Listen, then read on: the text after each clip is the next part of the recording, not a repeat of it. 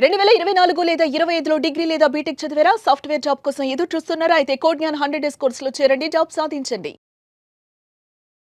నమస్తే, welcome to Suman TV. దేశంలో వస్తు సేవల పన్ను జిఎస్టీకి సంబంధించి కొన్ని మార్పులు జరిగినాయి.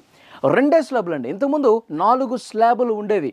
5, 12, 18, 28. ఈ 4 స్లాబులు మెయిన్గా ఉండేవి.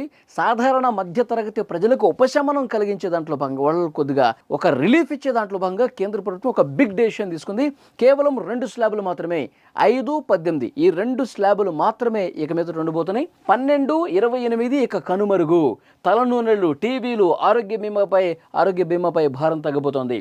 ఖరీదైన కార్లు, పొగాకు ఉత్పత్తులు ఏదైతే లగ్జరీ ఉంటాయో, ఏవైతే సిగరెట్లు కానీ లేకపోతే పొగాకు కానీ, సో ఇలాంటి హానికరమైనటువంటి ఐటమ్స్ ఏవైతే ఉంటాయో వాటికి సంబంధించి 40%లో లగ్జరీ వస్తువులు, హానికర వస్తువులు అలాంటి వాటికి మాత్రం ఎక్కువ పర్సెంటేజ్ వడ్డనుంది.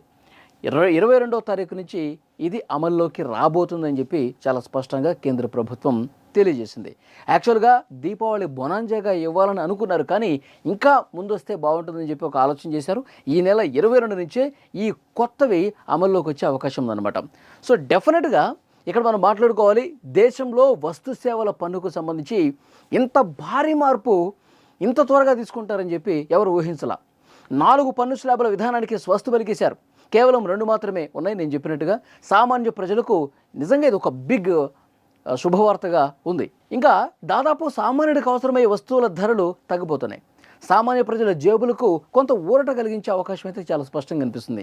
కేంద్ర ప్రభుత్వం తీసుకున్నటువంటి ఈ సంచలనమైనటువంటి నిర్ణయం దేశవ్యాప్తంగా సామాన్యుడి జీవితంలో ఒక పెద్ద మార్పు తీసుకురాబోతుంది. కేవలం పన్నుల మార్పు కాదు, ప్రజల కొనుగోలు శక్తిని పెంచే ఒక అద్భుతమైనటువంటి అవకాశంగా కూడా దీన్ని మనం చూడాల్సిన అవసరం ఉంది. ఈ నిర్ణయాలతో సామాన్యుడికి అసలు ఎలాంటి లాభాలు కలుగుతాయి అన్నది సవివరంగా ఇప్పుడు నేను మీకు ఎక్స్ప్లెయిన్ చేసే ప్రయత్నం చేస్తాం. ఒకప్పుడు మనం ఆరోగ్య బీమా కానీ జీవిత బీమా పాలసీల మీద 18% జిఎస్టీ ఉండేదండి. ఇప్పుడు ఆ పన్ను పూర్తిగా రద్దయింది. 0% తగ్గిందనమాట. ఎలాంటి పన్నులు ఉండవు. ఈ బీమా పాలసీలు చాలా చౌకగా లభిస్తాయి. అనారోగ్యాలు, ప్రమాదాల బారి నుంచి మనల్ని, మన కుటుంబాలని బీమా తీసుకోవటం అనేది అందరికీ ఇప్పుడు అందుబాటులోకి వస్తుంది.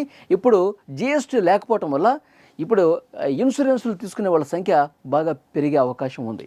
మన ఇంట్లో రోజు వాడే తలనూనెలు కావచ్చు, సబ్బులు కావచ్చు, టూత్పేస్టులు కావచ్చు, పాలు, పెరుగు, నెయ్యి, కార్న్ఫ్లేక్స్ ఇలా నిత్యావసర వస్తువులు ప్రతిరోజు మనం ఉదయం లేచిన దగ్గర నుంచి వాడతాం కదా ఇంట్లోకి. సో అవన్నీ కూడా గతంలో 18% ఉంటే కొన్ని అవి డైరెక్ట్గా 5% కుదించారు, 5% తగ్గించారు. ఇది ప్రతి నెల కుటుంబ బడ్జెట్లో గణనీయమైనటువంటి ఆదాను ఇస్తుంది. చాలా స్పష్టంగా కేంద్ర ప్రభుత్వం చెప్తుంది, నిత్యావసర వస్తువులు పర్సంటేజ్ తగ్గించాలి. అప్పుడు సామాన్య పేద మధ్యతరగతి ప్రజలకు మనం ఊరట కలిగించాలంటే ఈ వస్తువుల మీద మనం పర్సంటేజ్ తగ్గించాలని చెప్పి అనుకున్నారు. ఆ విధంగా తగ్గించిన పరిస్థితి ఉంది. ఇక ఇల్లు కట్టుకోవాలనుకునే వారికి ఒక గొప్ప శుభవార్త చెప్పింది కేంద్రం. ఎందుకంటే సిమెంట్ మీద జిఎస్టీ 28% నుంచి 18%కి తగ్గించారు. దీనివల్ల నిర్మాణ ఖర్చు భారీగా తగ్గుతుంది. పాలరాయి, గ్రానైట్ దిమ్మెల మీద కూడా పన్ను 5% తగ్గింది. ఇంతవరకు టీవీలు కావచ్చు, వాషింగ్ మిషన్లు కావచ్చు, ప్రొజెక్టర్లు వంటి వాటి మీద 28% పన్ను ఉండేదండి. ఇప్పుడు ఇది 18% తగ్గింది. దీనివల్ల కొత్త ఎలక్ట్రానిక్ వస్తువులు కొనడం సులభమవుతుంది. అలాగే 1200 cc లోపు పెట్రోల్ కార్లు, 1500 cc లోపు ఉన్న డీజిల్ కార్లపై పన్ను 28 నుంచి 18%కి తగ్గింది. విద్యకు సంబంధించి వాడేటువంటి మ్యాపులు కావచ్చు, చార్ట్లు, గ్లోబులు, పెన్సిళ్ళు, ఎరేజర్లు, నోట్బుక్స్ ఇలాంటి వాటి మీద ఇంతవరకు 12% లేదా 5% పన్ను ఉండేది. ఇప్పుడు ఆ పన్ను పూర్తిగా 0% తగ్గింది. 0 అనమాట. ఎలాంటి పన్ను ఉండదు. దీనివల్ల విద్యార్థులకు, వాళ్ళ తల్లిదండ్రులకు ఆర్థిక భారం తగ్గుతుంది. ఇంకా ఈ మార్పుల వల్ల సామాన్య ప్రజల కొనుగోలు శక్తి మాత్రం విపరీతంగా పెరుగుతుందండి. దేశ ఆర్థిక వ్యవస్థకు కూడా ఇది చాలా మంచి చేస్తుందని ఆర్థిక నిపుణులు చెప్తున్నారు. ఎందుకంటే ఈ పర్సంటేజీలు ఈ విధంగా తగ్గించడం వల్ల కొంత వాళ్ళకి ఆదా అవుతుంది కదా డబ్బు. ఆ డబ్బు ఆదాయన వాటిని మళ్ళీ ఇంకొక వస్తువులు కొనటము, లేకపోతే ఆ డబ్బుల్ని మార్కెట్లోనే పెడతారు. సామాన్య మధ్యతరగతి ప్రజలు వాటిని ఇంకొక కొనుగోలుకు ఉపయోగిస్తారు. మార్కెట్లో డబ్బు చలామణిలో ఉంటుంది. సో డెఫినెట్గా ప్రభుత్వానికి లాభమే చేకూరుతుంది తప్ప దీనివల్ల ఎలాంటి ఇబ్బంది లేదు.